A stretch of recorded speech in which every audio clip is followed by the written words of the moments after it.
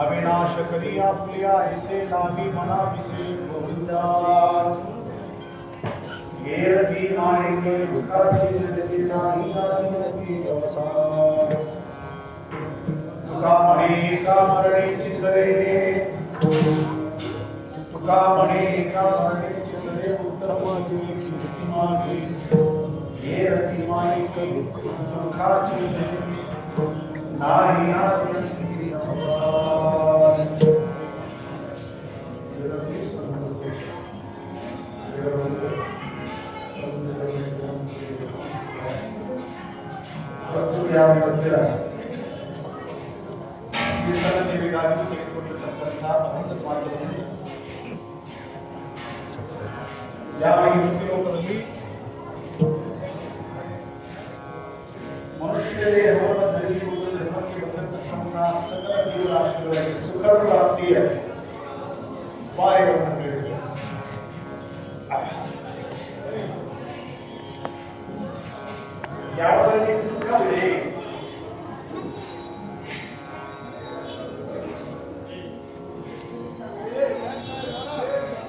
ಶಾಶ್ವತವಾಗಿರತಕ್ಕಂಥ ಸುಖದ ಅನುಭವ ಎಲ್ಲಿದೆ? ಸುಖದ ಪ್ರಾಪ್ತಿಗಾಗಿ ನಾವು ನೀವೆಲ್ಲ ಏನನ್ನು ಮಾಡಬೇಕಂತಕ್ಕಂಥ ಸವಿಸ್ತರವಾಗಿ ಈ ಅಭಂಗದ ಮಾಧ್ಯಮದಿಂದ ಚಿತ್ರವಾಯಿತು. ಅಖಿಲ ವಿಶ್ವದಲ್ಲಿ 84 ಲಕ್ಷ ಜೀವರಾಶಿಗಳಲ್ಲಿ ಶ್ರೇಷ್ಠವಾಗಿರತಕ್ಕಂಥ ಮನುಷ್ಯ ದೇಹವನ್ನು ಧರಿಸಿ ಈ ಮೃತ್ಯು ಲೋಕದಲ್ಲಿ ಜನ್ಮಕ್ಕೆ ಬಂದಿರತಕ್ಕಂಥ ಸಕಲ ಮನುಷ್ಯ ಜೀವರಾಶಿಗಳಿಗೆ ಆತ್ಮಸುಖದ ಮಾಹಿತಿಯನ್ನು ಕೊಡಬೇಕು. ಕೀರ್ತನ ಸೇವೆಯನ್ನು ಪ್ರಾರಂಭ ಮಾಡುವುದಿಲ್ಲ. ಈಸಿ ಮಲ್ಲಾಪುರ ಅಂತಕ್ಕಂಥ ಈ ಗ್ರಾಮದಲ್ಲಿ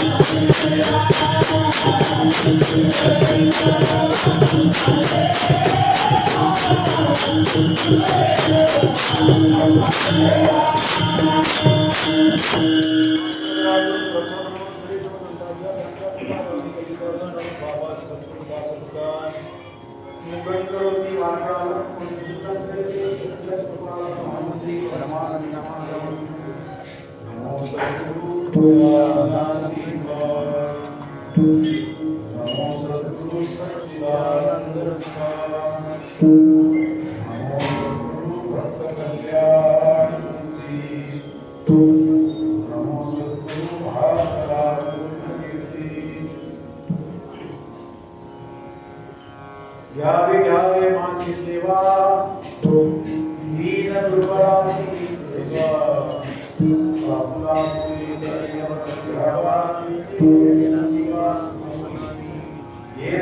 माहिती दुःखाची जनिका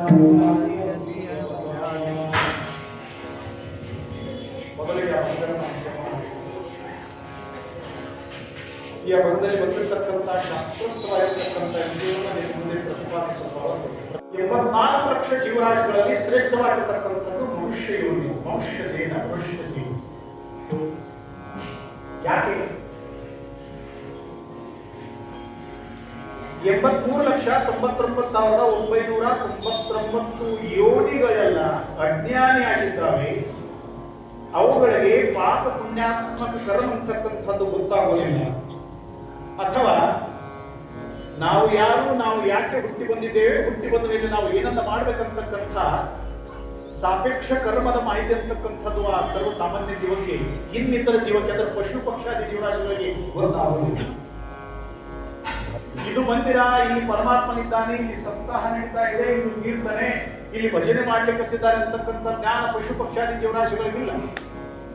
ಯಾಕೆ ಇಲ್ಲ ಅಂತಂದ್ರೆ ಆ ಪಶು ಪಕ್ಷಾದಿ ಜೀವರಾಶಿಗಳು ಹುಟ್ಟಿ ಬಂದಿದ್ದು ಕೇವಲ ತಾವು ಮಾಡಿರ್ತಕ್ಕಂಥ ಹಿಂದಿನ ಜನ್ಮದಲ್ಲಿ ಮಾಡಿರ್ತಕ್ಕಂಥ ಕರ್ಮರೂಪಿಯನ್ನು ಪ್ರಾರಬ್ಧ ಶಿಲ ಉಳಿದದನೋ ಅದನ್ನ ಭೋಗಿಸ್ಲಿಕ್ಕೆ ಹುಟ್ಟಿ ಬಂದಿದ್ದ. ಆದ್ರೆ ಮನುಷ್ಯ ಜೀವವನ್ನ, ಮನುಷ್ಯ ದೇಹವನ್ನ, ಮನುಷ್ಯ ಯೋನಿಯನ್ನ ಪರಮಾತ್ಮ ನಿರ್ಮಾಣ ಮಾಡಬೇಕಾದ್ರೆ ಪರಮಾತ್ಮನ ಅಂತಃಕರಣದಲ್ಲಿ ಒಂದು ವಿಶೇಷವಾಗಿರ್ತಕ್ಕಂಥ ಕಾರಣ ಏನು ಕಾರಣ ಅಂತ ಪ್ರಶ್ನೆ ಮಾಡಿದಾಗ 83,99,999 ಯೋನಿಗಳನ್ನ ನಿರ್ಮಾಣ ಮಾಡತಕ್ಕಂಥ ಪರಮಾತ್ಮ ಸಕಲ ಯೋನಿಗಳ ಸನ್ನಿಧಿಯಲ್ಲಿ ಹೋಗಿ ಅವುಗಳ ದೈನಂದಿನ ಚಟುವಟಿಕೆಗಳನ್ನ ಆಲಿಸಿ ನೋಡಿದಾಗ ಪರಮಾತ್ಮನಿಗೆ ತುಂಬಾ ದುಃಖ ಅಂತಕ್ಕಂಥದ್ದಾಗಲಿತ್ತು. ಯಾಕೆ ಅಂತ ಪ್ರಶ್ನೆ ಮಾಡಿದ್ರೆ ಯಾರ ಮನಸ್ಸಿನಲ್ಲಿ ಕೂಡ ಪರಮಾತ್ಮನ ಬಗ್ಗೆ ಪ್ರೀತಿ, ಪ್ರೇಮ, ಭಕ್ತಿ, ಶ್ರದ್ಧೆ ಅಂತಕ್ಕಂಥದ್ದು ಇಲ್ಲ. ಯಾರು ಕೂಡ ಯಾರು ನನ್ನನ್ನ ಜನ್ಮಕ್ಕೆ ಹಾಕಿದ್ದಾನೋ, ಯಾರು ನನ್ನನ್ನ ಪರಮಾತ್ಮ ಚಾಪಾಟಿ ಕತ್ತಿದ್ದಾನೋ, ನನ್ನ ಆಟ ಹೋಗುಗಳನ್ನು ಯಾವ ಪರಮಾತ್ಮ ನೋಡ್ಲಿಕ್ಕೆ ಕತ್ತಿದ್ದಾನೋ ಆ ಪರಮಾತ್ಮನ ಸ್ವರೂಪ ನಾನು ಸ್ಮರಣೆ ಮಾಡಬೇಕು, ಭಕ್ತಿ ಮಾಡಬೇಕು, ಅವನನ್ನು ನೆನೆಸ್ಬೇಕಂತಕ್ಕಂಥ ಭಾವನೆ ಇನ್ನಿತರ ಜೀವರಾಶಿಗಳ ಮನಸ್ಸಿನಲ್ಲಿ ಬರದೇ ಇದ್ದ ಸಂಗತಿಯನ್ನ ಕಂಡ ಪರಮಾತ್ಮನಿಗೆ ದುಃಖವಾಯಿತು. ಅವಾಗ ಪರಮಾತ್ಮ ಏನನ್ನು ಮಾಡ್ದ ಅಂತಂದ್ರೆ ಮನುಷ್ಯ ಅಂತಕ್ಕಂಥ ಒಬ್ಬ ಪ್ರಾಣಿಯನ್ನ, ಒಬ್ಬ ಜೀವವನ್ನ, ಒಬ್ಬ ದೇಹವನ್ನ ಮಾಡ್ಬೇಕಂತಕ್ಕಂಥ ಒಂದು ಸದುದ್ದೇಶದಿಂದ ಏಕಾಂತದಲ್ಲಿ ಕುಳಿತುಕೊಂಡು ಮನುಷ್ಯನ ಹೇಗಿರಬೇಕು, ಮನುಷ್ಯ ನೋಡ್ಲಿಕ್ಕೆ ಹೇಗಿರಬೇಕು, ಅವನ ಇಂದ್ರಿಯಗಳು ಹೇಗಿರಬೇಕು, ಅವನ ಬುದ್ಧಿ, ಅವನ ಜ್ಞಾನ, ಅವನ ಅಂತಃಕರಣ ಹೇಗಿರಬೇಕು, ಇದನ್ನೆಲ್ಲ ವಿಚಾರಪೂರ್ವಕವಾಗಿ ಆ ಪರಮಾತ್ಮ ಏಕಾಂತದಲ್ಲಿ ಕುಳಿತುಕೊಂಡು ಮನುಷ್ಯ ದೇಹವನ್ನ, ಮನುಷ್ಯ ದೇಹವನ್ನ ನಿರ್ಮಿತಿಯನ್ನು ಮಾಡಿದಾಗ ಇದರ ಹಿನ್ನೆಲೆಯ ಕಾರಣ ನಮ್ಮ ಏಕನಾಥ ಮಹಾರಾಜರು ಭಾಗವತದಲ್ಲಿ ಬರೀತಾರೆ. मनुष्य योनी जन्माला घालण्याचं एकमेव कारण भगवंताचा असा आहे की एकनाथ महाराज भागवतामध्ये सांगत असताना निजात्म प्राप्ती लागोनी देवे केली मनुष्य योनी असा. माझ्या प्राप्तीसाठी यांनी काहीतरी साधना करावी, यासाठी यांना बुद्धी दिली, ज्ञान दिलं, चित्त दिली, मन दिली, इंद्रिय दिली. देवाला ओळखण्यासाठी ज्या ज्या इंद्रियांची गरज आहे ते सर्व इंद्रिय एकत्रित नांदण्याचं एकमेव साधन म्हणजे त्याला नरदेव. ಪರಮಾತ್ಮನ ಪ್ರಾಪ್ತಿಗಾಗಿ ಸಾಧನೆ ಮಾಡಬೇಕಾದ್ರೆ ಯಾವ ಯಾವ ಇಂದ್ರಿಯಗಳಿಗೂ ಇವನ್ನೆಲ್ಲ ಪರಮಾತ್ಮ ಮನುಷ್ಯ ಅಂತಕ್ಕಂಥ ದೇಹದಲ್ಲಿ ಪರಮಾತ್ಮನ ಪ್ರಾಪ್ತಿಗಾಗಿ ಯಾಕೆಂತ ಪ್ರಶ್ನೆ ಮಾಡಿದ್ರೆ ಮನುಷ್ಯ ದೇಹ ಪ್ರಾಪ್ತ ಆಗೋದಿಲ್ಲ.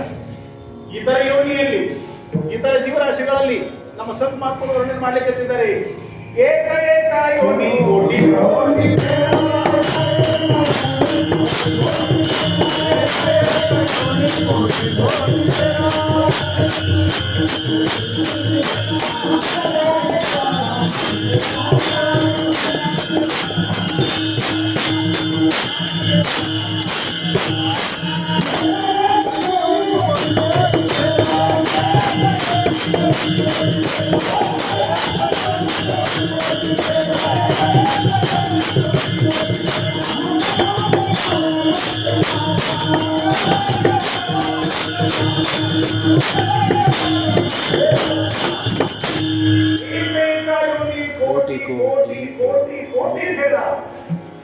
ಪ್ರತಿಯೊಂದು ಯೋನಿಯಲ್ಲಿ ಕೋಟ್ಯಾವಧಿ ಸಲ ಹುಟ್ಟಿ ಬರಬೇಕಾಗ್ತದೆ, ಕೋಟ್ಯಾವಧಿ ಸಲ ಮರಣವನ್ನು ಹೊಂದಬೇಕಾಗ್ತದೆ. ಈ ಎಲ್ಲ ದುಃಖವನ್ನು ಅನುಭವಿಸಿ ಅನುಭವಿಸಿ ಅನುಭವಿಸಿ ಅನುಭವಿಸಿ ಸಾಕಾಗಿರ್ತಕ್ಕಂಥ ತ್ರಸ್ತನಾಗಿರ್ತಕ್ಕಂಥ ಈ ಜೀವಕ್ಕೆ ಪರಮಾತ್ಮ ಒಂದು ಸುವರ್ಣ ಅವಕಾಶವನ್ನು ಪ್ರಾಪ್ತ ಮಾಡಿಕೊಡ್ಬೇಕಾದ್ರೆ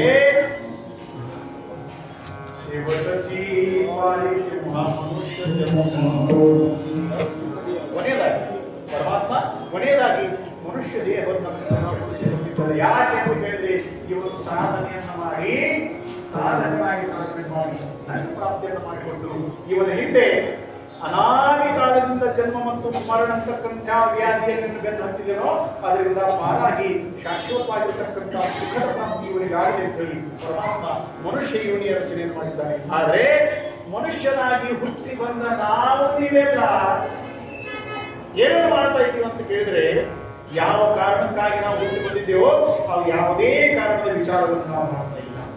ಶಾಸ್ತ್ರಕಾರ ಹೇಳ್ತಾರೆ ಅತ್ಯಂತಿಕ ದುಃಖ ನಿವೃತ್ತಿ ಪರಮಾನಂದ.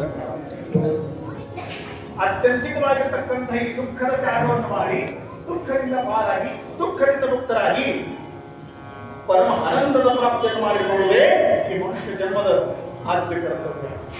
ಯಾಕೆ ಎಷ್ಟು ಸಾಮರ್ಥ್ಯ ಕೊಟ್ಟಿದ್ದಾನೆ. ಮನುಷ್ಯ ದೇಹಿ ಚೇನಿ ಧ್ಯಾನೇ ಸಚ್ಚಿದಾನಂದ ಪರಿದೇನಿ ಯಮಧಾಧಿಕಾರನಾಗಲಿ ಕೃಪಾಲೋಕನಿ ನಿರ್ಮಲ ಆಯುಷ್ಯ ಸಾಧನೆ ಸಚ್ಚಿದಾನಂದ ಪರಿಗೇನೆ ಅಥವಾ ನರದೇಹ ನಿಧಾನ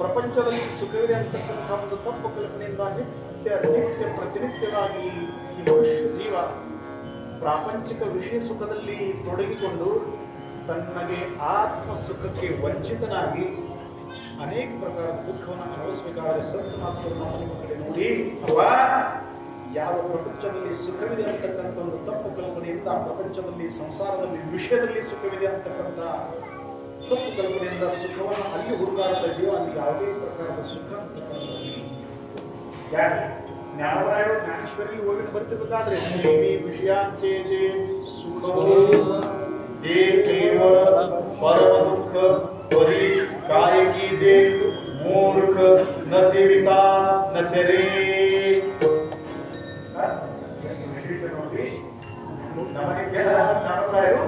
ವಿಷಯ ಸುಖದಲ್ಲಿ ಸುಖವಿದೆ ಅಂತಕ್ಕಂಥ ತಪ್ಪು ಕಲ್ಪನೆಯಿಂದ ನಿತ್ಯ ವಿಷಯ ಸುಖದ ಅನುಭವವನ್ನು ಪಡೆದಿರ್ತಕ್ಕಂಥ ನಮ್ಮ ನಿಮಗೆ ಮೂರ್ಖರು ಅಂತ ಕರೀಲಿಕ್ಕಂತಿದ್ದಾರೆ ಜ್ಞಾನವರಾಯರು. ಮೂರ್ಖರ ಅದರಲ್ಲಿ ಸುಖವಿಲ್ಲ, ಪ್ರಪಂಚದಲ್ಲಿ ಸುಖ ಅಂತಕ್ಕಂಥದ್ದು ಇಲ್ಲ, ವಿಷಯದಲ್ಲಿ ಸುಖ ಅಂತಕ್ಕಂಥದ್ದು ಇಲ್ಲ. ಯಾಕೆ ಇಲ್ಲ ಅಂತ ಕೇಳಿದ್ರೆ ವಿಷಯಗಳು ಸ್ವಯಂ ಸಿದ್ಧವಾಗಿಲ್ಲ, ವಿಷಯಗಳು ಆಶ್ರಿತವಾಗಿದ್ದಾವೆ. ಯಾವುದು ಆಶ್ರಿತವಾಗಿರ್ತದನೋ ಅದು ಶಾಶ್ವತವಾಗಿ ಸುಖವನ್ನು ಕೊಡ್ಲಿಕ್ಕೆ ಸಾಧ್ಯವಿಲ್ಲ. ಒಂದಿಲ್ಲ ಒಂದು ದಿನ ಈ ಪ್ರಾಪಂಚಿಕ ಸುಖ ಅಂತಕ್ಕಂಥದ್ದು ನಾಶವಾಗುವುದೇ.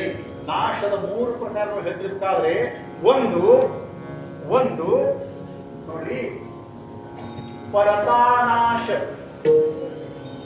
ಒಂದು ಎರಡನೇದು ಆಶ್ರಯ ನಾಶ, ಮತ್ತೊಂದು ಸ್ವಭಾವತಾ ನಾಶ.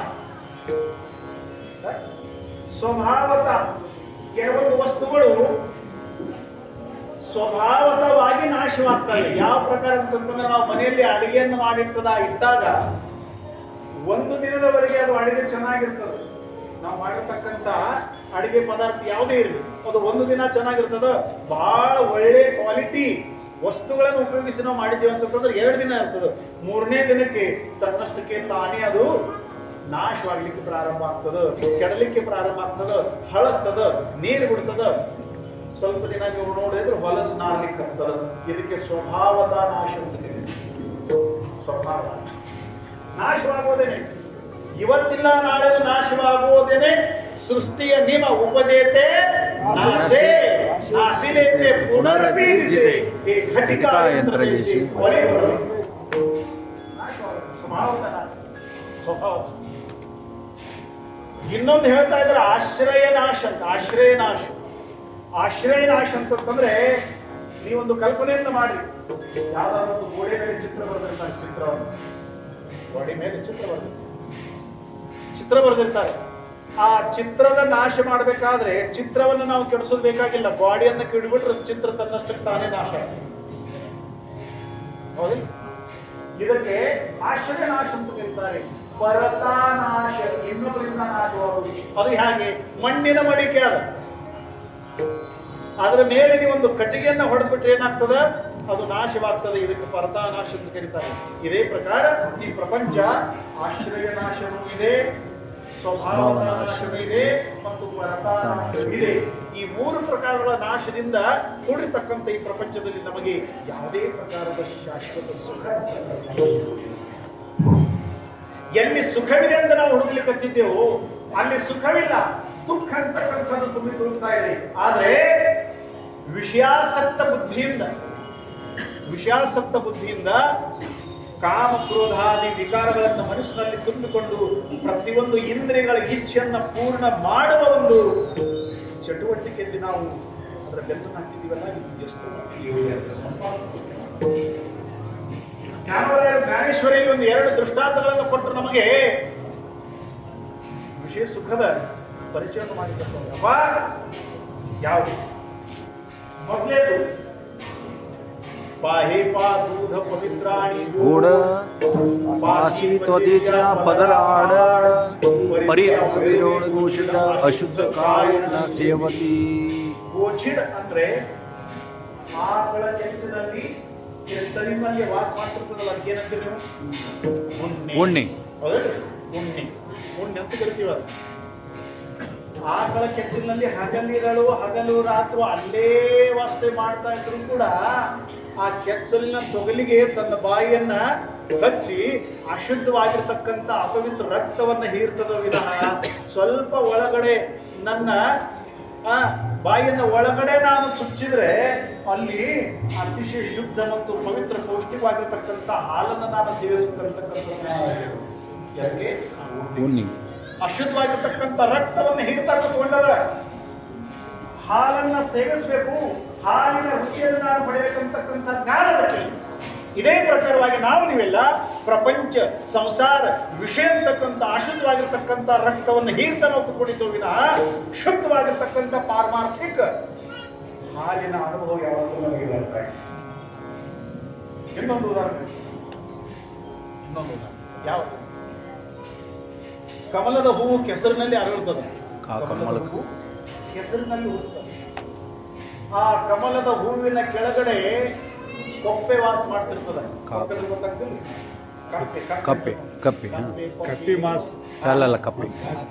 ಕಪ್ಪೆಯಲ್ಲಿ ವಾಸ ಅಲ್ಲಿ ಅದು ಇರ್ತದೆ. ಕಮಲದ ಹೂವಿನ ಕೆಳಗಡೆ ಕಪ್ಪೆ ವಾಸ ಮಾಡ್ತಿರ್ತದ. ಅದು ಕೆಸರನ್ನು ತಿಂತ ಬದುಕ್ತದ. ಕೆಸರನ್ನ ಹೊಲಸನ್ನು ತಿಂತದ. ಅದು ಕಪ್ಪೆ ಹೊಲಸನ್ನು ತಿಂತದ, ಕೆಸರನ್ನು ತಿಂತದ. ಆದ್ರೆ ಸ್ವಲ್ಪ ನಾದ ಮೇಲೆ ಹೋದ್ರೆ ಆ ಕಮಲದ ಹೂವಿನಲ್ಲಿರ್ತಕ್ಕಂಥ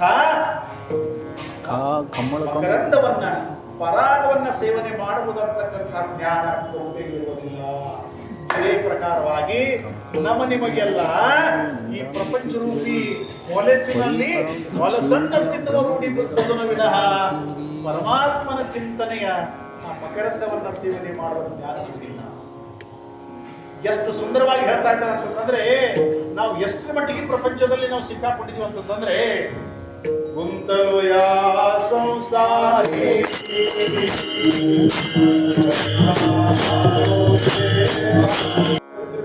ಕೋಶಿಯಾನೆ ಘರ ಕೇಳಿ ರೇಷ್ಮೆ ಹುಳ, ಕೋಶಿ ಗಿಡ ಅಂತ ನಾವು ಬರೀತೀವಿ. ರೇಷ್ಮೆ ಹುಳ ಇರ್ತದೋ, ರೇಷ್ಮೆ ಹುಳ, ಅದು ರೇಷ್ಮೆ ಹುಳ ಗೂಡನ್ನು ಕಟ್ಟಬೇಕಾದ್ರೆ ಗೂಡನ್ನು ಕಟ್ಟುತ್ತಾ ಒಳಗಡೆ ಸಿಕ್ಕುವಂತದೆ. ಗೂಡನ್ನು ಕಟ್ಟುವುದರಲ್ಲಿ ಅದು ಎಷ್ಟು ವ್ಯಸ್ತವಾಗ್ತದೆ, ಮುಳುಗಿ ಹೋಗ್ತದೆ ಅಂತಂದ್ರೆ ತನಗೆ ಹೊರಗೆ ಹೋಗ್ಲಿಕ್ಕೆ ಸುಧಾ ಅದು ದಾರಿ ಬಿಡುವುದಿಲ್ಲ. ತನಗೆ ಹೊರಗೆ ಹೋಗ್ಲಿಕ್ಕೆ ಸುಧಾ ಅದು ದಾರಿ ಬಿದ್ದಾದಂಗ ಗೂಡನ್ನ ಕಟ್ಟಿ ಕಟ್ಟಿ ಕಟ್ಟಿ ಕಟ್ಟಿ ಅದರಲ್ಲಿ ಸಿಕ್ಕೊಂಡು ಶ್ವಾಸಬಂಧವಾಗಿ ಅದೇ ಜಾಗದಲ್ಲಿ ಅದು ಮೃತವಾಗುತ್ತದೋ ವಿನಃ ಅದರಿಂದ ಅದಕ್ಕೆ ಪಾರಾಗಲಿಕ್ಕೆ ಸಾಧ್ಯವಾಗುತ್ತದೆ. ಇದೇ ಪ್ರಕಾರ ನಾವು ನೀವೆಲ್ಲ ಅದು ಇದು ಇದು ಅದು ಅಂತೇಳಿ ಪ್ರಪಂಚದಲ್ಲಿ ನಿತ್ಯವಾಗಿ ಸಿಕ್ಕಾಕೊಡ್ತಾ ಇದ್ದೀವಿ ಬರೀ ಇದನ್ನೆಲ್ಲ ಕಂಡು ಅಂತಃಕರಣಕ್ಕೆ ಮುಖ್ಯವಾಗಿರ್ತಕ್ಕಂಥ ನೀವು ಯಾವುದರಲ್ಲಿ ಸುಖದ ಅಪೇಕ್ಷೆ ಮಾಡ್ತಾ ಇದ್ದೀರೋ ಅದರಲ್ಲಿ ಸುಖವನ್ನು ಕೊಡುವ ಸಾಮರ್ಥ್ಯವಿಲ್ಲ. ಯಾಕೆ ಇಲ್ಲ ಅಂತಂದ್ರೆ ಇದು ಶಾಸ್ತ್ರ. ಈ ಸಂಸಾರದಲ್ಲಿ ಸುಖವಿದೆ ಅಂತಕ್ಕಂಥ ಮಾತನ್ನು ಯಾರಾದರೂ ಹೇಳಿದ್ದಾರ? ಸಂಸಾರದಲ್ಲಿ ಸುಖವಿದೆ ಅಂತಕ್ಕಂಥ ಮಾತನ್ನು ಒಂದು ಪ್ರಶ್ನೆ ನೀವು ಕೇಳಿದ್ರೆ ಉತ್ತರ ಹೇಳ್ತೀನಿ. ಸಂಸಾರ ಅಂತಕ್ಕಂಥದ್ದು ಇದೇನದಲ್ಲ, ಇದನ್ನು ನಾವು ಹಚ್ಚಿಕೊಂಡಿದ್ದೀವೋ ಅಥವಾ ಅದು ತನ್ನಷ್ಟಕ್ಕೆ ತಾನೇ ನಾವು ಬೆನ್ನು ಹತ್ತಿದ್ದೇವೆ.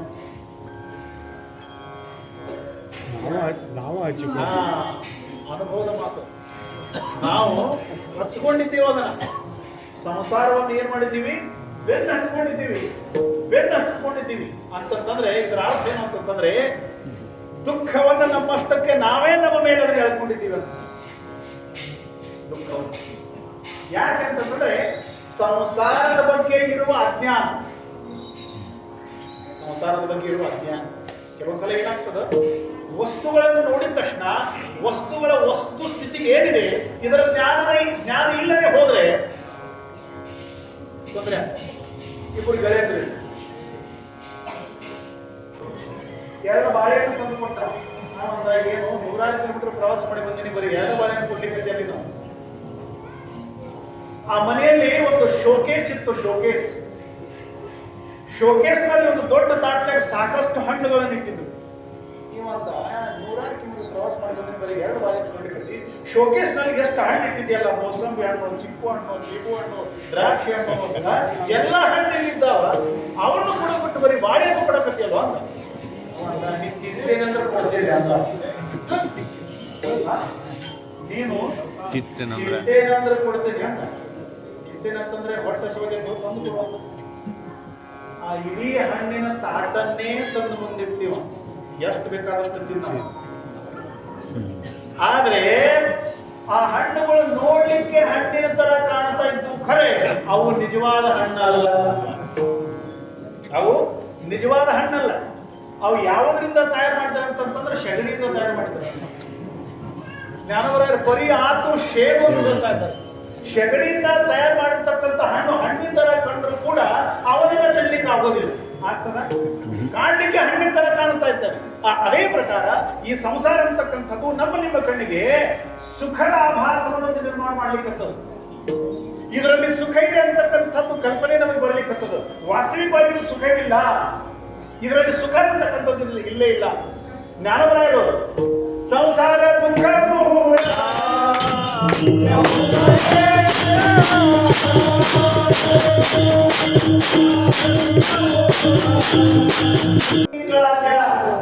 ಇಂಗಳಂದ್ರೇನು?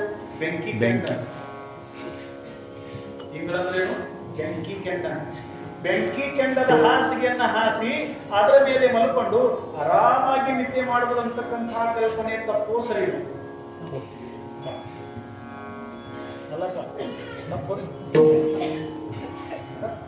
ಬೆಂಕಿ ಕೆಂಡದ ಮೇಲೆ ಮಲ್ಕೊಂಡು ನಾನು ಆರಾಮಾಗಿ ನಿದ್ದೆ ಮಾಡಿದೆ ಅಂತ ಯಾರಾದ್ರೂ ಹೇಳ್ತಾ ಇದ್ರೆ ನಾವು ಹೌದು ಅನ್ಬೇಕು. ಏನು ಬೆಂಕಿ ಕೆಂಡದ ಮೇಲೆ ನಿದ್ದೆ ಹತ್ತಕ್ಕೆ ಸಾಧ್ಯನಾ? ಅದೇ ಪ್ರಕಾರ ಸಂಸಾರದಲ್ಲಿದ್ದು ನಾನು ಸುಖವಾಗಿದ್ದೇನೆ ಅಂತಕ್ಕಂಥ ಮಾತು ಅದೇ ಪ್ರಕಾರ. ಯಾಕಂತಂದ್ರೆ ಸಂಸಾರದಲ್ಲಿ ದುಃಖ ಯಾವ ಪ್ರಕಾರದಿಂದ ಬಂದು ದುಃಖವನ್ನು ಕೊಡ್ತದೋ ಹೇಳಿಕ್ಕಾಗೋದಿಲ್ಲ. ನಾವು ನೀವೆಲ್ಲ ಸುಖಕ್ಕಾಗಿ ಪ್ರಯತ್ನ ಮಾಡ್ಲಿಕ್ಕತ್ತಿದ್ದೇವೆ, ಸುಖದ ಅನುಭೂತಿಗಾಗಿ, ಸುಖದ ಅನುಭವಕ್ಕಾಗಿ, ಸುಖವನ್ನು ಪಡಿಬೇಕು, ನಾನು ಸುಖದಿಂದ ಬಾಳಬೇಕು, ಸುಖದಿಂದ ಇರಬೇಕಂತಕ್ಕಂಥ ಪ್ರಯತ್ನ ನಾನು ಮಾಡ್ತಾ ಇದ್ದೆ ಖರೆ. ಆದ್ರೆ ಸುಖವನ್ನ ಹುಡುಕುವ ಜಾಗ ಮಾತ್ರ ತಪ್ಪಿಲ್ಲ. ಸುಖ ಎಲ್ಲರಿಗೂ ಸುಖಕ್ಕಾಗಿ ನೋಡ್ರಿ, ಒಂದು ಯಾವುದೋ ದೇವರಿಗೆ ಹೋದ್ರು ಕೂಡ ಪರಮಾತ್ಮ ನನ್ನ ಸುಖದಿಂದ ಇಡಮ್ಮ, ಏನು ಕೇಳೋದು ಬೇಕಾಗಿಲ್ಲ. ನನ್ನ ಸುಖದಿಂದ ಇಡಮ್ಮ, ನನ್ನ ಕುಟುಂಬವನ್ನು ನನ್ನ ಪರವಾಗಿ ಸುಖದಿಂದ ಇಡಮ್ಮ. ಎಷ್ಟೊಂದು ಕೇಳ್ತೀವಿ. ಆದರೆ ಸುಖ ಯಾವುದಕ್ಕಂತ ಕಲ್ಪನೆ ಗೊತ್ತಿಲ್ಲ.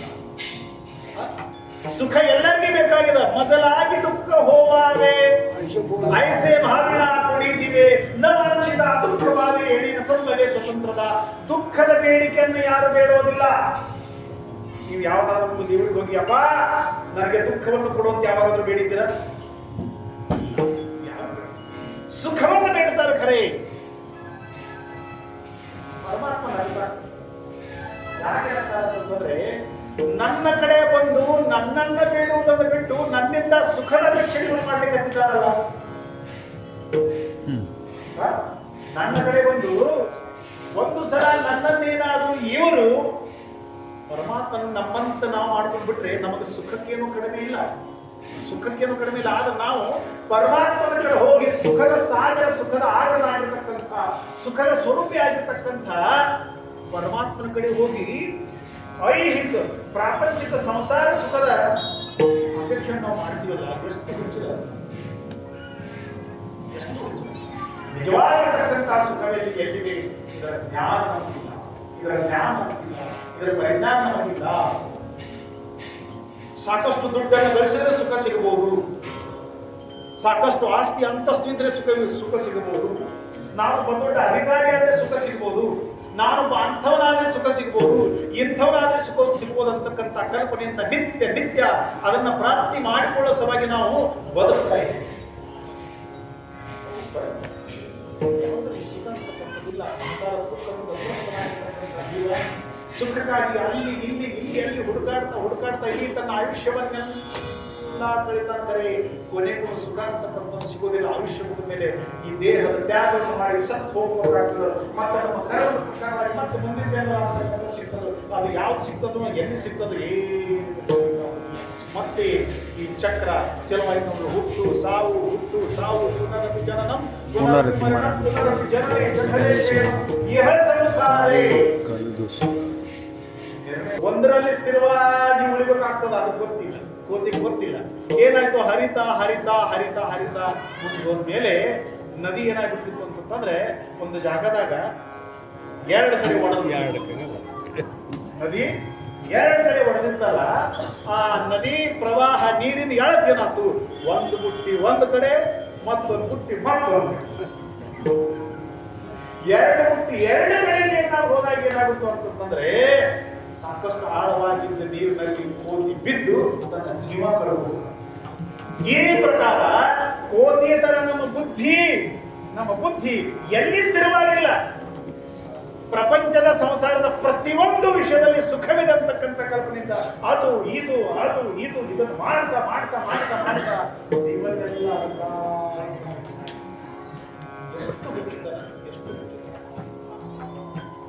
ಎಷ್ಟು ಹುಚ್ಚುತನ ತುಕೋಬರ ಪ್ರಶ್ನೆ ಮಾಡ್ತಾ ಇದ್ದಾರೆ.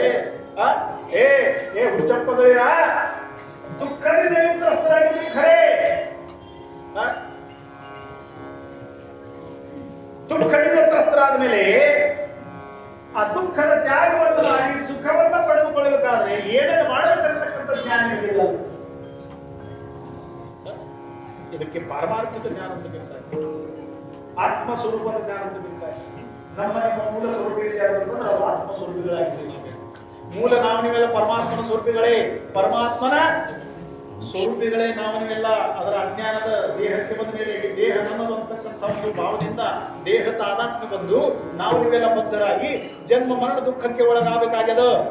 ವಾಸ್ತವಿಕವಾಗಿ ನಾವು ಪರಮಾತ್ಮನ ಅಂಶಗಳೇ.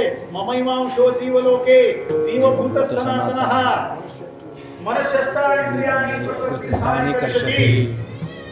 ಗೊತ್ತಾಯ್ತಾ? ಈ ಜಗತ್ತಿನಲ್ಲಿ ಕಾಣ್ತಿರ್ತಕ್ಕಂಥ ಸಕಲ ಚರಾಚರಗಳಲ್ಲಿ ಪರಮಾತ್ಮನಿದ್ದಾನೆ, ನಮ್ಮಲ್ಲಿಯೂ ಇದ್ದಾನೆ. ಪರಮಾತ್ಮ ನಮ್ಮಲ್ಲಿಯೂ ಇದ್ದಾನೆ. ನಾವು ಪರಮಾತ್ಮನ ಸ್ವರೂಪಿಗಳೇ.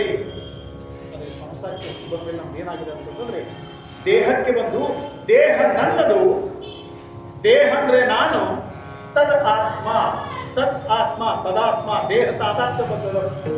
ದೇಹ ವಾಸ್ತವಿಕವಾಗಿ ಈ ದೇಹಕ್ಕೂ ನಮ್ಗೆ ಯಾವುದೇ ಪ್ರಕಾರದ ಸಂಬಂಧವಿಲ್ಲ. ಯಾಕೆ ಇಲ್ಲ ಅಂತ ಕೇಳಿದ್ರೆ ದೇಹದ ಸ್ವರೂಪವೇ ಬೇರೆ, ನಮ್ಮ ಸ್ವರೂಪವೇ ಬೇರೆ. ನಮ್ಮ ಸ್ವರೂಪ ನಿತ್ಯವಾಗಿದೆ, ನಮ್ಮ ಸ್ವರೂಪ ಅವಿನಾಶಿ ಆಗಿದೆ. ನಮ್ಮ ಸ್ವರೂಪಕ್ಕೆ ಜನ್ಮ ಮತ್ತು ಮರಣ ಅಂತಕ್ಕಂಥದ್ದಿಲ್ಲ. ಅದರ ದೇಹಕ್ಕೆ ಮಾತ್ರ ಜನ್ಮನೂ ಅದ, ಮರಣನೂ ಅದ, ಹುಟ್ಟು, ಸಾವು, ದುಃಖ, ಭೋಗ, ಪ್ರಾರಬ್ಧ ಎಲ್ಲವೂ ಇದೆ. ಆತ್ಮ ಸ್ವರೂಪಕ್ಕೆ ಇಲ್ಲ. ಆತ್ಮ ಯಾವತ್ತೂ ಹುಟ್ಟೋದು ಇಲ್ಲ, ಯಾವತ್ತೂ ಸಾಯುವುದೂ ಇಲ್ಲ. ಅದು ಆತ್ಮ ಏನ್ ಮಾಡ್ತದೆ ಅಂತಂದ್ರೆ, ಜ್ಞಾನೇಶ್ವರ ಮಹಾರಾಜರು ಒಂದು ಉದಾಹರಣೆ ಹೇಳ್ತಾ ಇದ್ದಾರೆ. ಜೈಸೆ ಜೀರ್ಣ ವಸ್ತ್ರ ಸಾಂಡಿಸೆ ನೂತನ ವೇಷ್ಟಿಗೆ ತೈಸೆ ದೇಹಾಂತರತೆ ಸ್ವೀಕಾರಸೆ ಚೈತನ್ಯ. ಅದು ಚೈತನ್ಯ ಶಕ್ತಿ ಏನ್ ಮಾಡ್ತದ ನೋಡ್ರಿ. ನಾವು ಕಿಮ್ಮತ್ತಿನ ಅರಿವಿ ತಗೊಂಡಿರ್ತೀವಿ, ಕಿಮ್ಮತ್ತಿನ ಅರಿವಿ ಅವನು ಹಾಕೊಂಡಾಗ ನಮ್ಗೆ ಬಹಳ ಚಂದ ಅನಿಸ್ತದ, ಚಲೋ ಅನಿಸ್ತದ, ಸಮಾಧಾನ ಅನಿಸ್ತದ. ಅವು ಅರಿವಿ ಉಟ್ಕೊಂಡು ಏನಾಗ್ತಾವ, ಜೀರ್ಣವಾಗಿ ಹರಿಲಿಕ್ಕೆ ಪ್ರಾರಂಭ. ಅಲ್ಲೊಂದ್ ಕಡೆ ಇಲ್ಲೊಂದ್ ಕಡೆ ಹರಿದ ಮೇಲೆ ಆ ಅರಿವಿಯನ್ನು ನಾವು ಏನ್ ಮಾಡ್ತೀವಿ ಅಂತಂದ್ರೆ ಮುಗಿದು ಬಿಡ್ತೀವಿ. ಆ ಅರಿವಿಯ ತ್ಯಾಗವನ್ನು ನಾವು ಮಾಡ್ತೀವಿ. ಹಾಕೊಂಡು ಉಟ್ಕೊಂಡು ಅನುಭವ ಪಡೆದಿರ್ತಕ್ಕಂಥ ಅರಿವಿ ಹರಿದ ಮೇಲೆ ಅವನ್ನ ತ್ಯಾಗ ಮಾಡ್ಬೇಕಾದ್ರೆ ನಮ್ಮ ಮನಸ್ಸಿನಲ್ಲಿ ದುಃಖ ಅಂತಕ್ಕಂಥದ್ದು ಆಗುದಿಲ್ಲ. ಯಾಕೆ ಉಟ್ಕೊಂಡು ಹರಿದ ಬಿಡು ಮರ ಹೋಗಿದ್ರ ಮತ್ತೆ ಘಟಪ್ರಭಾ ಮಾರ್ಕೆಟ್ನಲ್ಲಿ ಹೋಗಿ ಬೇರೆ ಅರಿವಿ ತಗೊಂಡ್ಬರೋಣ ಅಂತ ಯಾಕೆ ಕಾಳಜಿ ಮಾಡ್ತೀರಿ? ಇದೇ ಪ್ರಕಾರವಾಗಿ ಯಾವ ದೇಹದ ಕಾಲಾವಧಿ ಆಯುಷ್ಯಗಳನ್ನು ಮುಗಿತದನೋ ಅವಾಗ ಆತ್ಮ ಏನ್ ಮಾಡ್ತದ, ಆ ದೇಹದ ತ್ಯಾಗವನ್ನು ಮಾಡ್ತದ. ಮತ್ತು ಕರ್ಮ ಧರ್ಮ ಸಂಯೋಗದಿಂದ ಅದರ ಕರ್ಮದ ಪ್ರಕಾರ ಮತ್ತೊಂದು ದೇಹವನ್ನು ಧರಿಸಿ ಅದು ಜನ್ಮಕ್ಕೆ ಬರುತ್ತೆ. ಈ ಜೀವ ಸೃಷ್ಟಿಗೆ ಮೂಲ. ಈ ಒಂದು ದುಃಖದಿಂದ ನಾವು ಪಾರಾಗಬೇಕಾದ್ರೆ ಪರಮಾತ್ಮನನ್ನ ನಮ್ಮಂತೆ ಮಾಡಿಕೊಂಡಿದ್ರೆ ಯಾವತ್ತು ನಮಗೆ ಸುಖ ಅಂತಕ್ಕಂಥದ್ದು ಸಿಗುವುದಿಲ್ಲ. ಯಾಕೆ? ಪರಮಾತ್ಮ ಅಂದರೆ ಸುಖ. ಪರಮಾತ್ಮನಲ್ಲಿ ಸುಖವಿದೆ. ಸುಖವನ್ನು ಕೊಡುವ ಸಾಮರ್ಥ್ಯ ಪರಮಾತ್ಮನಲ್ಲಿ. ಪ್ರಪಂಚದಲ್ಲಿ ಸುಖ ಅಂತಕ್ಕಂಥದ್ದು ಇಲ್ಲ.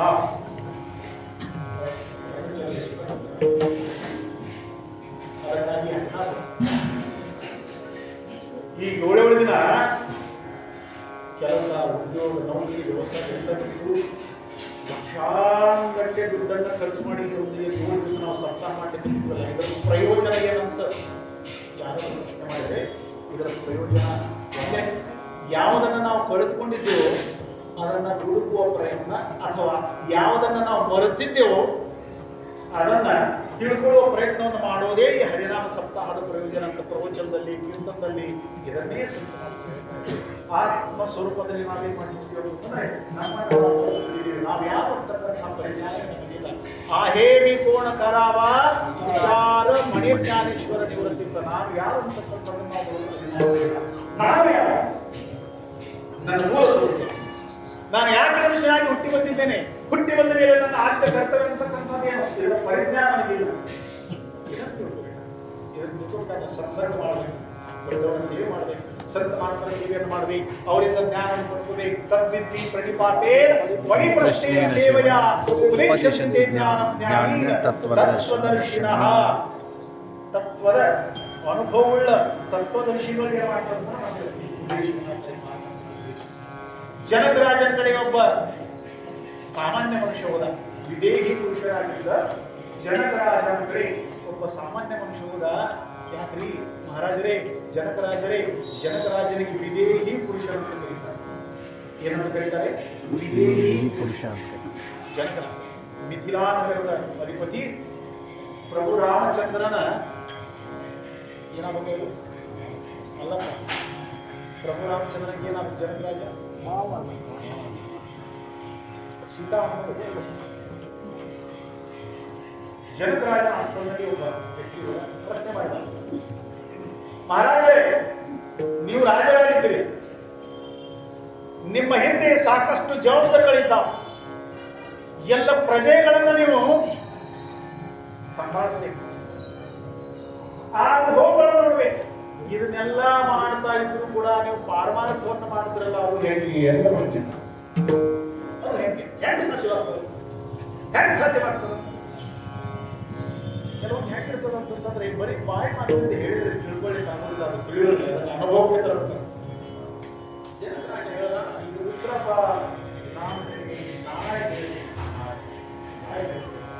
ನಾಳೆ ಅವ್ರಿಗೆ ಅನಿಸ್ತು ಏನೋ ಬಹುತೇಕ ಅಭ್ಯಾಸದ ಮಾಡಿ ಗ್ರಂಥ ಪಂಥ ನೋಡಿ ನನಗೆ ಉತ್ತರ ಹೇಳ್ಬೋದು ಅಂತ ತಿಳ್ಕೊಂಡು ವಾಪಸ್ಸು ಮರನೇ ದಿನ ಬೆಳಿಗ್ಗೆ ಬಂದ ತಕ್ಷಣ ಇಲ್ಲಿ ವಸ್ತುಗಳನ್ನು ತಯಾರು ಮಾಡಿಟ್ಟಿದ್ರು. ಏನನ್ನ ತಯಾರು ಮಾಡಿಟ್ಟಿದ್ರು ಅಂತಂದ್ರೆ ಒಂದು ಸಿಂಬಿ ಇತ್ತು, ಅದನ್ನು ತಲೆ ಮೇಲೆ ಇಡುವ ಸಿಂಬಿಯನ್ನು ತಲೆ ಮೇಲೆ ಇಟ್ಕೊಂಡು, ಒಂದು ದೊಡ್ಡ ಪರಾತ್ ಇತ್ತು, ಪರಾತಿತ್ತು. ಆ ಪರಾತನ್ನ ತಲೆ ಮೇಲೆ ಇಟ್ಕೊಂಡು ಪರಾತವನ್ನು ತಲೆ ಮೇಲೆ ಇಟ್ಕೊಂಡ. ಅವಾಗೇನು ಅನಿಸ್ತು, ಪರಾತ ತಲೆ ಮೇಲೆ ಇಟ್ಕೊಂಡ ಪಾರಮಾರ್ಥ ಬೀಳ್ತದೇನೋ ಅಂತ ಅವನಿಗೆ ಅನಿಸ್ತು. ಪರಾತದಲ್ಲಿ ನೀರನ್ನು ಹಾಕಿದ್ರು ತುಂಬ, ಪರಾತದಲ್ಲಿ ಗೊತ್ತಾಗುತ್ತದೆ, ಪರಾತ ಸಿಂಬೆ ಮೇಲೆ ಪರಾತದಲ್ಲಿ ತುಂಬ ನೀರನ್ನು ಹಾಕಿದ್ರು. ಅವನಿಗೆ ಹೇಳಿದ್ರು, ನಿನ್ನ ತಲೆ ಮೇಲೆ ಪರಾತ ಇತ್ತು, ಅದ್ರಾಗ ನಾವು ನೀರನ್ನು ಹಾಕಿದ್ದೀವಿ, ಊರಲ್ಲಿ ಸುತ್ತಾಡಿ ಬರಬೇಕು, ಒಂದು ಹನಿ ನೀರು ಕೆಳಗೆ ಕೆಡವಂಗಿಲ್ಲ. ಏನ್ ಹೇಳಿದ್ರು? ಒಂದು ಹನಿ ನೀರು ಕೆಳಗೆ ಬಿಡುವಂಗಿಲ್ಲ. ಸೇವಕನಿಗೆ ಆಜ್ಞೆ ಮಾಡ್ದ, ನೀ ಇವನ ಹಿಂದೆ ಇರಬೇಕು, ನೀ ನೋಡ್ತಾ ಇರ್ಬೇಕು. ಒಂದು ಹನಿ ನೀರು ಕೆಳಗೆ ಬಿತ್ತು ಇವನ ಶಿರಸ್ಸೇರನಾಗಿ ಮಾಡಬೇಕು. ತಲವಾರ ತಗೋ ಕೈಯಲ್ಲಿ ಇವನ್ ಬೇಡ ನಾ ಒಳಗೆ ಬಂದಿರೋ ಮಾಡಿ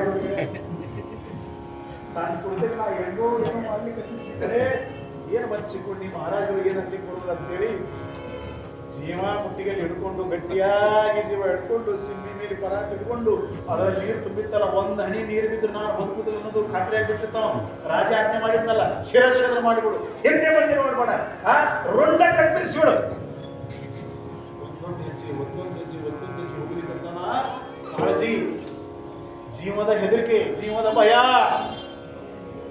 ರಾಜವಾಡಿ ರಾಟ ಆದ್ರೆ ದೊಡ್ಡ ಮಿಥಿಲಾನಗರ ಒಂದು ರಾಜ್ಯ ಅಂತಂದ್ಮೇಲೆ ಸಾಕಷ್ಟು ಏತಕ್ಕದ್ದು ಎಲ್ಲ ಇರ್ತಾರೆ.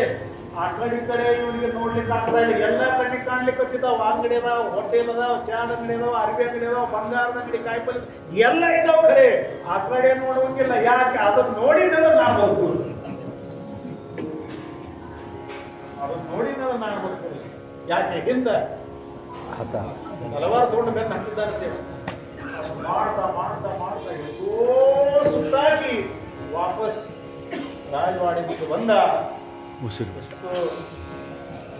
ಆರಾಮ ಒಳಗಡೆ ಹೋದ. ಮಹಾರಾಜರು ಕುಳಿತರು. ಮಹಾರಾಜರೇ, ನೀವು ಹೇಳಿದ ಪ್ರಕಾರ ಊರಿನಲ್ಲಿ ಎಲ್ಲ ಕಡೆ ಸುತ್ತಾಡಿ ಬಂದಿದ್ರಿ, ಒಂದು ಹನಿ ನೀರು ಕೂಡ ನಾನು ಚೆಲ್ಲಿಲ್ಲ. ಕೆಳಗಿಡಿದ್ರು, ಕುಂದ್ರಿ, ಹೇಳಪ್ಪ, ಈ ರೋಡ್ ಹಿಡಿದು ಹೋದೆಲ್ಲ ಏನೇನಿತ್ತು? ಆ ಕಡೆಯಿಂದ ಸುತ್ತಾಗಿ ಬಂದೆಲ್ಲ, ಅಲ್ಲಿ ಏನೇನಿತ್ತು? ಅವಂದ ಎಲ್ಲ ಇತ್ತು ಖರೀದಿ, ಏನು ನಾನು ನೋಡಿಲ್ಲ. ಅಲ್ಲ, ಯಾಕೆ ನೋಡಿಲ್ಲ? ನೀ ಯಾಕೆ ನೋಡಿಲ್ಲ ಅಂತ ಹೇಳಿದ್ರು. ಅಲ್ರಿ, ಅದನ್ನ ನೋಡುವ ಅಬ್ಬರದಾಗಿ ಇದೆಲ್ಲ ಹೆಚ್ಚು ಕಡಿಮೆ ಆಗಿ ನೀರ್ ತೆಳಗ್ ಬಿದ್ದು ಅಂತ ನಾ ಹೇಳಿ ಬರುತ್ತೆ. ಅವು ಎಲ್ಲ ಬಿದ್ರು ಕೂಡ ಜೀವದ ಹೆದರಿಕೆಯಿಂದ ನಾನು ಆ ಕಡೆ ಈ ಕಡೆ ಎಲ್ಲಿ ಲಕ್ಷ್ಯ ಕೊಡಲಿಲ್ಲ. ನನ್ನ ಲಕ್ಷ್ಯ ಎಲ್ಲಿತ್ತು? ಮೇಲೆ ಪರಾತೆ ಮೇಲೆ ನೀರೈತಲ್ಲ, ಅದ್ರ ಕಡೆ ನನ್ನ ಲಕ್ಷ್ಯ ಇತ್ತಲ್ಲ. ಜನಕರಾಜರಂದ್ರು, ಅಪ್ಪ ನಿನ್ನ ಲಕ್ಷ್ಯ ಈ ಇಡೀ ಊರಾಗ ಅಡ್ಡಾಡಿದ್ರು ಕೂಡ ಯಾವ ಕಡೆ ಲಕ್ಷ್ಯನ್ನ ಕೊಡಲಾರದೆ ನೀನು ಕೇವಲ ಆ ಪರಾತ್ನಲ್ಲಿ ಇರ್ತಕ್ಕಂಥ ನೀರಿನ ಕಡೆ ಹಾಕಿ ಲಕ್ಷ್ಯ ಕೊಟ್ಟು, ಅದೇ ಪ್ರಕಾರ ನಾನು ರಾಜ್ಯದಲ್ಲಿದ್ದಾಗ್ಯೂ ಕೂಡ ಇದು ಎಲ್ಲ ನನ್ನ ಸುತ್ತಮುತ್ತ ಆಯ್ತಂದ್ರು ಈ ಕಡೆ ಯಾವ ಕಡೆ ನಾನು ಲಕ್ಷ್ಯವನ್ನು ಕೊಟ್ಟಿಲ್ಲ. ನನ್ನ ಲಕ್ಷ್ಯ ಕೇವಲ ಪರಮಾತ್ಮನ ಕಡೆ ಅಲ್ಲ. ನನ್ನ ಲಕ್ಷ್ಯ ರಾಜ್ಯದ ಕಡೆ ಇಲ್ಲ, ನನ್ನ ಲಕ್ಷ್ಯ ಈ ರಾಜವಾಡೆ ಕಡೆ ಇಲ್ಲ, ನನ್ನ ಲಕ್ಷ್ಯ ಈ ರಾಜ ಸಿಂಹಾಸನದ ಕಡೆ ಇಲ್ಲ, ನನ್ನ ಲಕ್ಷ್ಯ ಬೇರೆ ಎಲ್ಲೇ ಇಲ್ಲ. ತರಿ ಅವಧಾನೆ ಖರೀದಿಸೆ ಸರ್ವ ಸುಖಾಸಿ ಮಾತ್ರ ಹೋಗಿದೆ, ಹೇ ಪ್ರತಿನಿತ್ಯಂತರವಾಸೆ ಉಗಳ ಇಲ್ಲ. ಅದಕ್ಕಾಗಿ ಜ್ಞಾನವರಾಯತ್ತು ಮನಗೆ ಬೀಚಿ ಮನಸ್ಸಿನ ಚಂಚಲವಾದ ಆ ಕಡೆ ಕಡೆ ಓಡುತ್ತದಲ್ಲ, ಆ ಮನಸ್ಸನ್ನು ಏನ್ ಮಾಡ್ಬೇಕಂತಂದ್ರೆ ಪರಮಾತ್ಮನಿಗೆ ಒಪ್ಪಿಸ್ಬಿಡ್ಬೇಕು. ಮನಸ್ಸನ್ನ ಪರಮಾತ್ಮ ಒಪ್ಪಿಸ್ಬಿಟ್ರೆ ಏನಾಗ್ತದೆ? ಆತ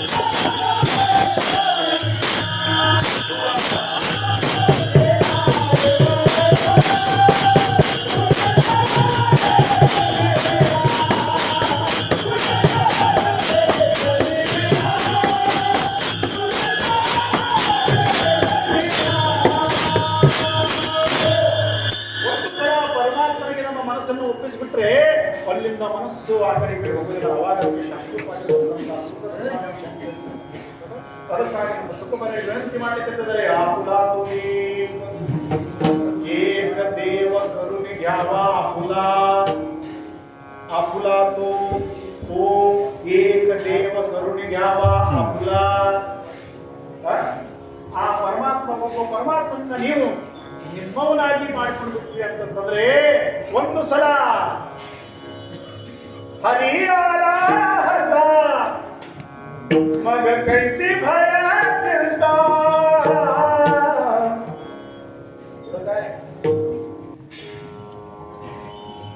त्यांची सरली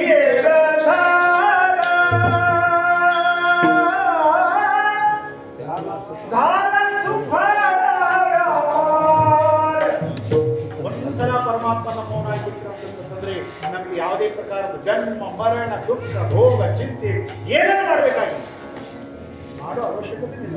ನಿಮ್ಮ ಜವಾಬ್ದಾರಿಯನ್ನು ಪರಮಾತ್ಮ ನೋಡಿ, ಪಾಂಡವರ ಜವಾಬ್ದಾರಿಯನ್ನು ಪರಮಾತ್ಮ ತೆಗೆದುಕೊಂಡ ಅಂತ ಹೇಳಿ 100 ಕೌರವರಿದ್ರು ಕೂಡ ಪಾಂಡವರ ಕೂದಲಿಗೆ ಸುಧಾ ಧಕ್ಕೆಯನ್ನು ಹಚ್ಚಬೇಕಾಗಿಲ್ಲ.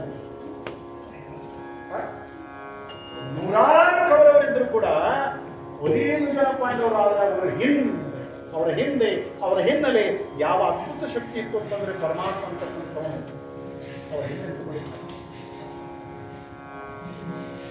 ಅದಕ್ಕಾಗಿ ನಾವು ನೀವೆಲ್ಲ ಪ್ರಾಪಂಚಿಕ ವ್ಯಾಮೋಹವನ್ನು ಬಿಟ್ಟು, ಪ್ರಾಪಂಚಿಕ ಆಸಕ್ತಿ ಬುದ್ಧಿಯನ್ನು ಬಿಟ್ಟು ಪರಮಾತ್ಮನಿಗೆ ಶರಣೋಗಿ ಪರಮಾತ್ಮನ ನಾವೇನ್ ಮಾಡೋಣ, ನಮ್ಮವನೇ ಮಾಡೋಣ.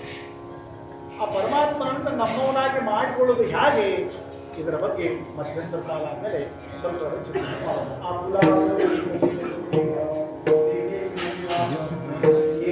ಮಾಹಿಕ ದುಃಖಾತಿ ನಾಹಿಯಂತೆ ಅವಸಾನ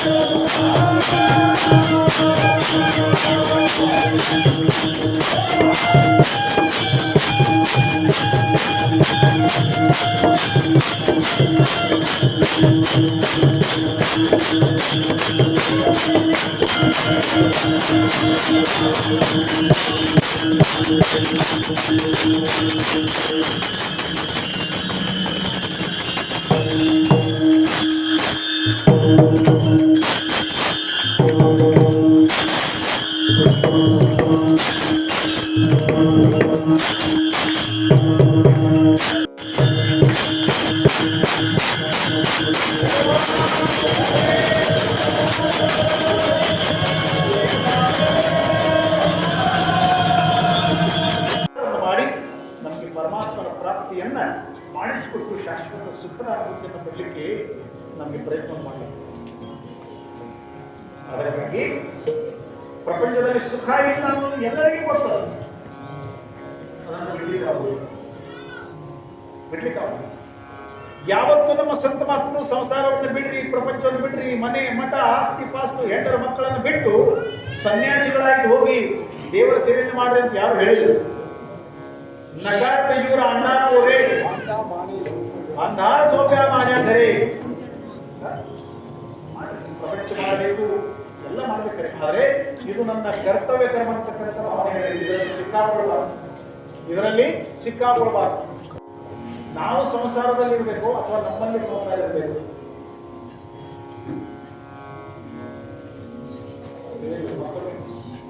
ನಾವು ಸಂಸಾರದಲ್ಲಿ ಇರಬೇಕು, ನಮ್ಮಲ್ಲಿ ಸಂಸಾರ ಇರಬೇಕು.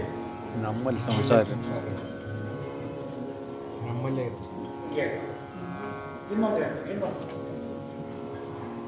ನೀರಿನಲ್ಲಿ ಏನಂತೀವಿ, ಹಡಗಂತಿರೋ ನಾವು ಅಂತೀವಿ. ಇದಕ್ಕೆ ಉತ್ತರ. ನೀರಿನಲ್ಲಿ ನಾವಿರಬೇಕು ಅಥವಾ ನಾವಿನಲ್ಲಿ ನೀರಿರಬೇಕು? ನೀರಿನಲ್ಲಿ ನಾವು ಇರಬೇಕು. ನೀರಿನಲ್ಲಿ ನಾವಿರಬೇಕು. ನಾವಲ್ಲಿ ನೀರಿದ್ರೆ ಮುಳುಗ್ತೈತಿ. ಇದೇ ಪ್ರಕಾರ ನಾವು ಸಂಸಾರದಲ್ಲಿ ಇರಬೇಕು ವಿನಃ ನಮ್ಮಲ್ಲಿ ಸಂಸಾರ ಇರಬಾರದು. ನಮ್ಮಲ್ಲಿ ಸಂಸಾರ ಯಾವತ್ತು ಬಂತು ಅವತ್ತು ಮುಳುಗಲಿಕ್ಕೆ ಕಾರಣ.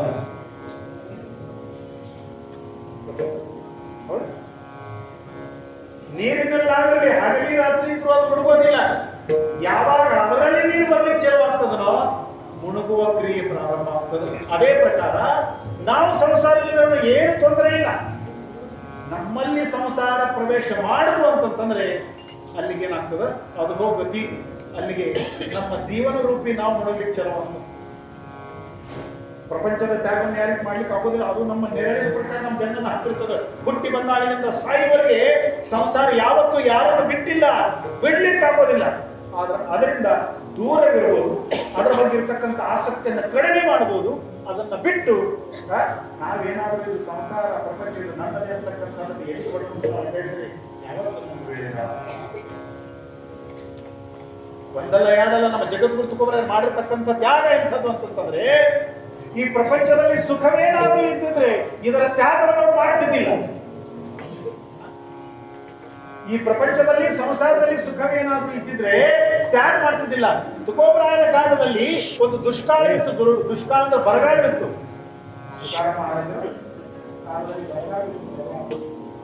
ಆ ಬರಗಾಲದ ಹೆಸರು ದುರ್ಗಾದೇವಿ ಅಂತ. ಅದರ ಹೆಸರೇನು? ದುರ್ಗಾದೇವಿ ಬರಗಾಲ ಅಂತ. ತುಕೋಬರಾಯರ ಕಾಲದಲ್ಲಿ ಬರಗಾಲ ಬಿತ್ತು. ತುಕೋಬರಾಯರ ದೊಡ್ಡ ಶ್ರೀಮಂತರು. ಎಷ್ಟು ಶ್ರೀಮಂತರು ಅಂದ್ರೆ ನೋಡ್ರಿ, ತುಕೋಬರಾಯರಿಗೀಗ 375 ವರ್ಷ ಅಂತ ಅವರು ವೈಕುಂಠಕ್ಕೆ ಗಮನ ಮಾಡಿ. ಎಷ್ಟು ವರ್ಷ ಆಯಿತು? 375 ವರ್ಷ ಆಯಿತು. 375 ಪ್ಲಸ್ 42 ಅಂದ್ರೆ ಎಷ್ಟಾಯ್ತು? 422 ವರ್ಷ ನಮ್ಮ ಜಗದ್ಗುರು ತುಕೋಬರಾಯರ ಅವತಾರ. 420 ವರ್ಷದ ಹಿಂದೆ ಅವರ ಶ್ರೀಮಂತಿಕೆ ಎಷ್ಟು ಇತ್ತು ಅಂತಂದ್ರೆ, ಒಂದು ಕಡೆ ಅವ್ರ ಚರಿತ್ರೆಯಲ್ಲಿ ಬಂದದ 65 ಲಕ್ಷ ರೂಪಾಯಿ ಕಿಮ್ಮತ್ತಿನ ಅವರ ಪ್ರಪಂಚ ಇತ್ತು. 420 ವರ್ಷದ ಹಿಂದೆ 65 ಲಕ್ಷ ಕಿಮ್ಮತ್ತವುಳ್ಳ ಅವರ ಪ್ರಪಂಚ ಅಂತಕ್ಕಂಥದ್ದಿತ್ತು. ಇವತ್ತಿನ ಕಾಲದಲ್ಲಿ ಅದರದ್ದು ಎಷ್ಟು ಕಿಮ್ಮತ್ತಾಗೋದು, ಎಷ್ಟು ಅಂಬಾರಿಗಳನ್ನು ಹಾಕಿದ್ರು ಸಾಲೋದಿಲ್ಲ. 420 ವರ್ಷದ ಹಿಂದೆ ಅವರು 65 ಲಕ್ಷ ರೂಪಾಯಿದ ಮಾಲಕರಾಗಿರ್ಬೇಕಾದ್ರೆ ಎಷ್ಟು ಲಕ್ಷ ಕೋಟಿಯ ಮಾಲಕರಾಗ್ತಿದ್ರು ಇವತ್ತಿನ. ಅದನ್ನೆಲ್ಲ ತ್ಯಾಗ ಮಾಡಿದವರು. ದುಷ್ಕಾಲ ಬಿತ್ತು, ಬರಗಾಲ ಬಿತ್ತು, ತಮ್ಮ ಅಂಗಡಿ ಬಾಗಿಲವನ್ನು ತೆಗೆದು ಯಾರಿಗೆ ಏನು ಎಷ್ಟು ಬೇಕೋ ಎಲ್ಲ ತಗೊಂಡು ಹೋಗ್ರಿ ಅಂತ ಹೇಳಿ ಅಂಗಡಿ ಬಾಗಿಲನ್ನು ಬಿಸಿದಾಗ ಎಲ್ಲ ಜನರು ಬಂದು ಪ್ರತಿಯೊಂದು ವಸ್ತುವನ್ನು ಎತ್ತಿ ಎತ್ತಿ ಎತ್ತಿ ಎತ್ತಿ ಎತ್ತಿ ಎಲ್ಲ ತಗೊಂಡಿದ್ರು. ಅಂಗಡಿ ಖಾಲಿಯಾದ, ಕಿರಾಣಿ ಅಂಗಡಿ ಖಾಲಿಯಾದ. ಅಂಗಡಿ ಖಾಲಿ ಆದ ತಕ್ಷಣ ತುಕೋಬರಾಯರಂದ್ರು ಅಂಗಡಿ ಖಾಲಿ ಆಗ್ತಾರೆ. ಯಾರೇನು ಮಾಲ್ ಓದಿದ್ರಲ್ಲ ಮಟ್ರಿಯಲ್, ಯಾರು ₹1 ಒಳ್ಳೆ ವಾಪಸ್ ತಂದುಕೊಳ್ಳಿಲ್ಲ. ಯಾರು ತಂದುಕೊಳ್ಳಿಲ್ಲ, ₹1 ವಾಪಸ್ ತಂದುಕೊಳ್ಳಿಲ್ಲ. ಇದರಿಂದ ಅವರ ಅಂಗಡಿ ವ್ಯವಸಾಯ ಮುಣಿಗ್ ಹೋಯ್ತು. ಬಹಳ ಒಳ್ಳೇದಾತಂದ್ರು ಅವರು, ಬಹಳ ಒಳ್ಳೇದಾತಂದ್ರು. ಆ ಉದ್ರಿ ಬರ್ದಿಟ್ಟಿದ್ದೇನೋ ಒಯ್ಗಳು ಇರ್ತಾವ, book book book book Indrayani ನದಿಯಾಗ ಮುಳುಗಿಸ್ಬಿಟ್ರು. ಅವನು ಇಂದ್ರಾಯಣಿ ನದಿಯೊಳಗೆ ಮುಳುಗಿಸಿ ಪರಮಾತ್ಮನ ಕಡೆ ಹೋದ್ರು. ಪರಮಾತ್ಮನ ಕಡೆ ಹೋಗಿ ಪರಮಾತ್ಮನ ಕಡೆ ನೋಡಿ ಅಂತ ಇದ್ರೆ, ದೇವಾ, ಏ ಪರಮಾತ್ಮ, ನೀ ಏನೇ ಮಾಡಿದ್ಯೋ ಅದೆಲ್ಲ ಒಳ್ಳೇದೇ ಅಥವಾ ಬರೇ ಸಾಲೆ ದೇವಾನಿ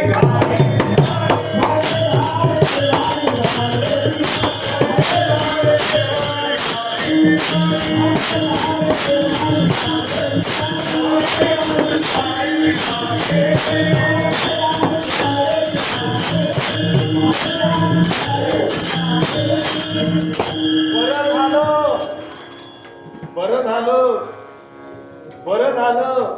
ಅಂದ್ರೆ ಒಳ್ಳೇದಾತು ಅಂತ. ಏನ್ ಒಳ್ಳೇದಾತು? ಅಂಗಡಿಯಲ್ಲಿ ಇರ್ತಕ್ಕಂಥ ಮಾಲ್ ಎಲ್ಲ ತಗೊಂಡಿದ್ರು ಒಳ್ಳೇದಾತು.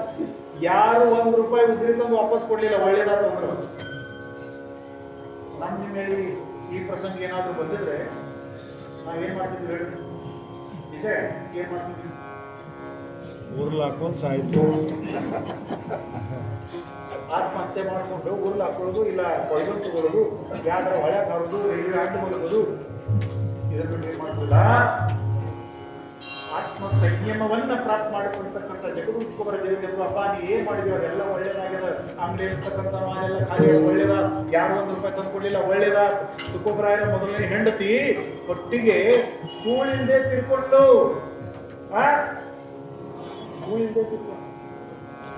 ಒಳ್ಳೇದಾತಂದ್ರ ಅವ್ರು ದುಷ್ಕಾಳೆ ಪಿಡಿಲ ದ್ರವ್ಯನೇಲ ಮಾನ ಸ್ತ್ರೀ ಏಕ ಅನ್ನ ಕರಿತಾ ಮೇಲೆ ಒಳ್ಳೇದ.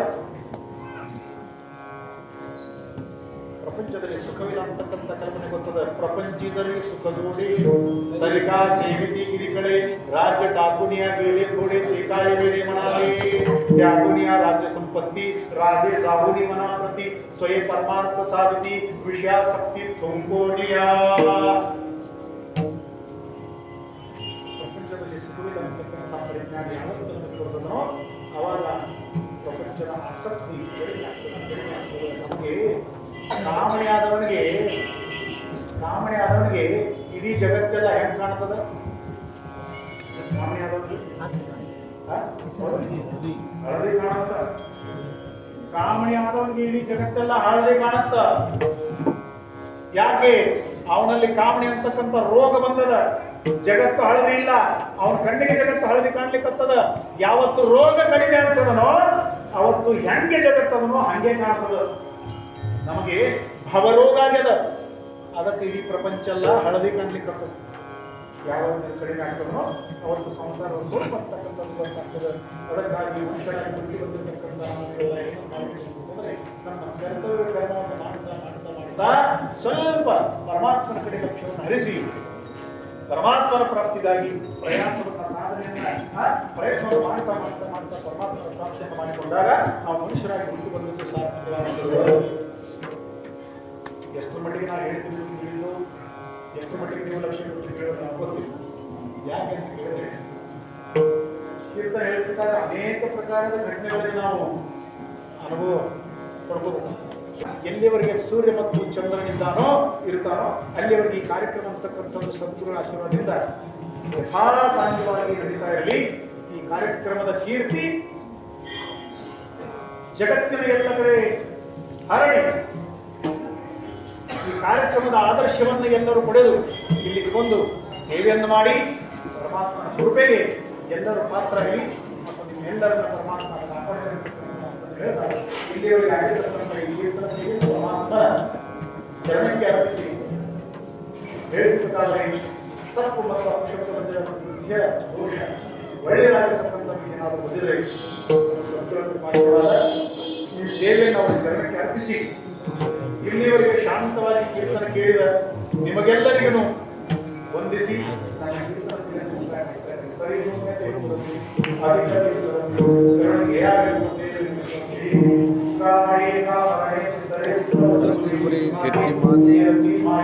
काची जनित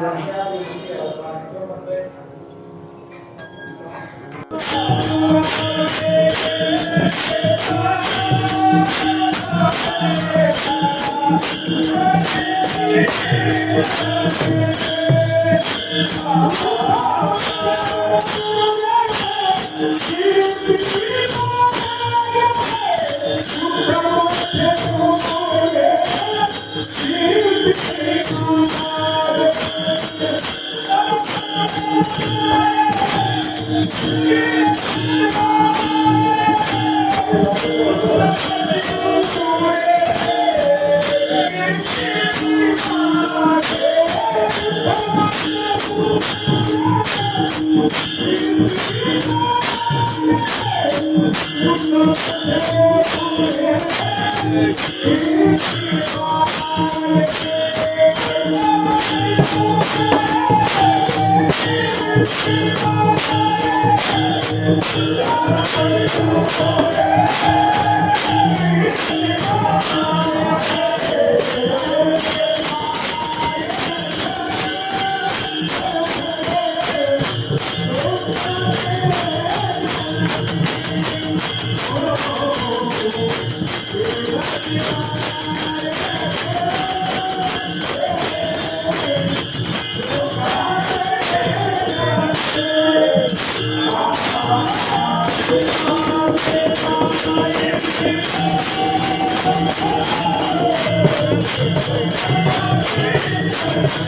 you.